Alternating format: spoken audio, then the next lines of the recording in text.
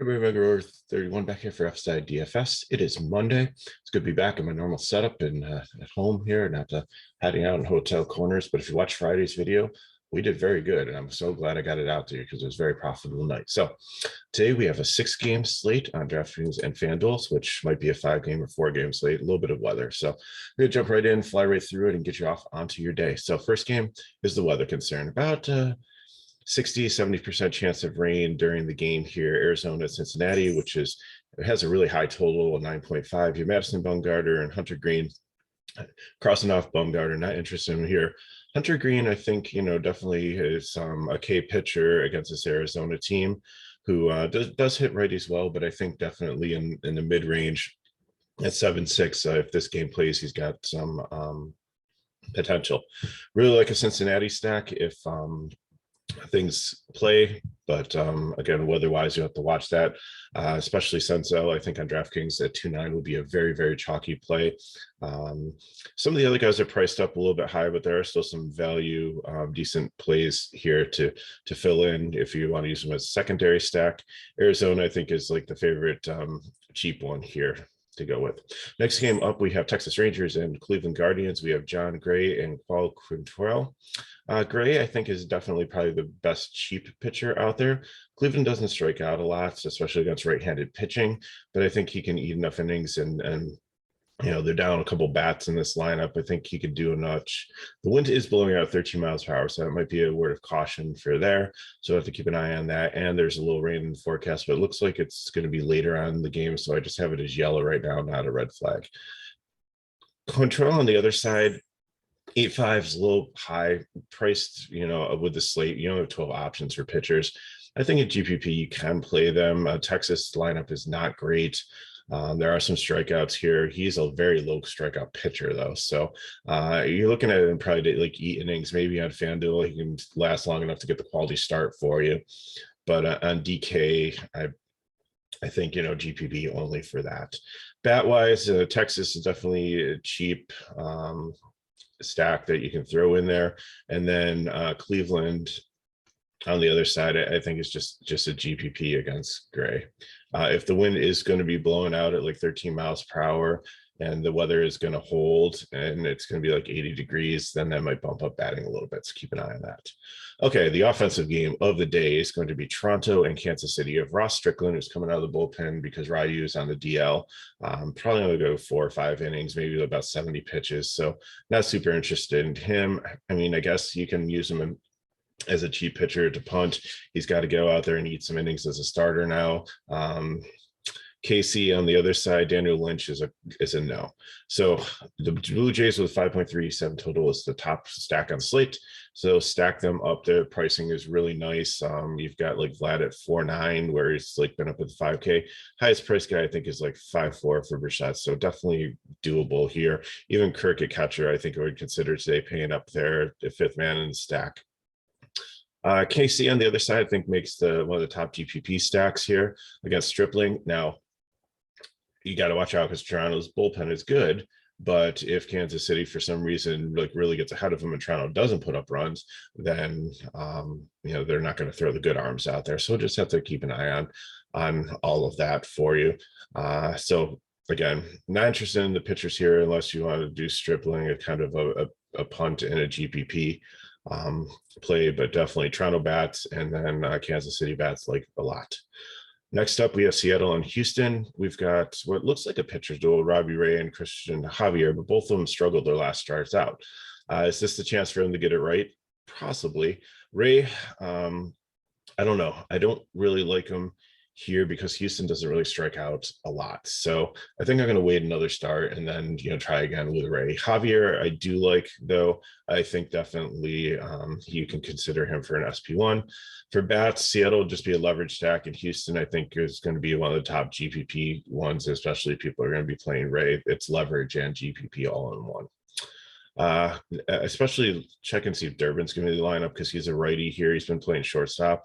A couple times he actually batted second. Brantley got the day off yesterday. So if he's up there and he's really cheap, he's a great play at shortstop. even if he's not up there, again, if you want him in like your Houston stack to a wraparound or something still at his pricing, it's a very decent play.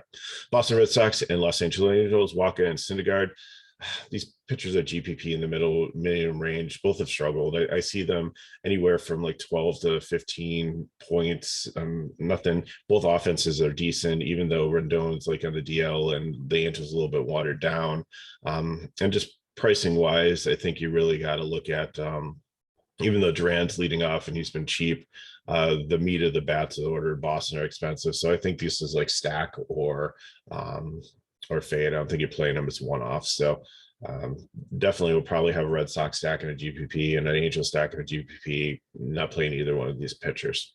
Last game is the Mets and the Padres. You have Carlos Carrasco and Blake Snell. I like both pitchers here. Carrasco's starting to put it together.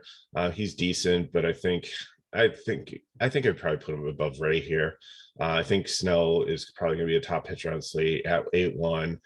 Yes, he has walked some guys, and yes, the Mets have a really good record and a really good offense, but they've struggled against left-handed pitching. They've really done well against right-handed pitching. So Blake Snell, I think, is definitely like my SP1 here. Probably going to pair him with Javier, maybe Carrasco, or maybe drop down to green or gray. I think that's where I'm going here today. But Carrasco, I think, is not out of the picture. I don't have San Diego here there's a leverage stack. Like I said, Carrasco, Ray in the rankings there. 2, 4, 6, 8, 10, 11. Still missing a team. Where the Mets go? The Mets would obviously be another leverage stack there. So I'm okay if you play either one of the bats here because like both pitchers are good, but they're definitely be leverage ones in GPP. You're not really going to take like one-offs or anything from them at all. Okay, so let's look at our breakdown and get you on for your day here. So like I said, I'm taking Snell, probably going to go Javier here, maybe Carrasco, probably not Ray, or I'm going to go green or gray. Kirk, Duffy, Bichette, Springer. Duffy's really cheap here. Probably going to go Senzel and outfield, try to get Cincinnati in here if the weather holds. Might have to drop down to Kirk because like to get like Drury in here, he's very, very expensive. So I probably have to punt catcher there or punt my SP2 just to get that in to make it work. On FanDuel, I'm going Snell again, and you can get a full Toronto and a full Cincinnati stack in here if the weather plays. If not, probably would look at playing. Oh, who else is cheap here? I don't know who I'd go with in cash. So check the comments. If the game does get rained out, come back to the video. Again, remember that lock is like 6:40 today. So come back around 6 o'clock and I'll post who I'm going with if that game's rained out for the FanDuel. Let's see. GPP, gonna go gray here. Might go gray and green just to give me some salary. Going Kansas City and Houston. Looking more of the Houston righties, but I'm okay playing Alvarez. And Brantley's not bad against both right and left-handed pitching. So and I don't think that if Ray does get roughed up, he's not going to be able to game that long. So, you know, then the splits doesn't matter. Again, it's like a left-handed pitcher might only get 1 or 2 turns against him if the stack works out. So that's where I'm going for there. And the same thing in FanDuel, I'm going to take Ray as a pitcher. Gurriel, Trevor, Bregman, Witt, Merrifield. I'm stacking pretty much Houston and Kansas City here. If you want to drop down the green, if the game plays, that's fine too. I think there's some K upside there, definitely. So that's our breakdown. Again, as I said, leave some questions in the chat. Check back around 6 o'clock if the game is rained out between Arizona and Cincinnati, and I'll let you know who I'm playing as my secondary stack with Toronto in cash. And if you hit me up on Twitter at Megalore31. And if you want more information on FSI DFS, you can go to the description of the video and all the information is there. So I appreciate you watching. As always, please like our video, share with your friends, subscribe to our channel so you know our videos are coming out. Good luck tonight. We'll see you next time.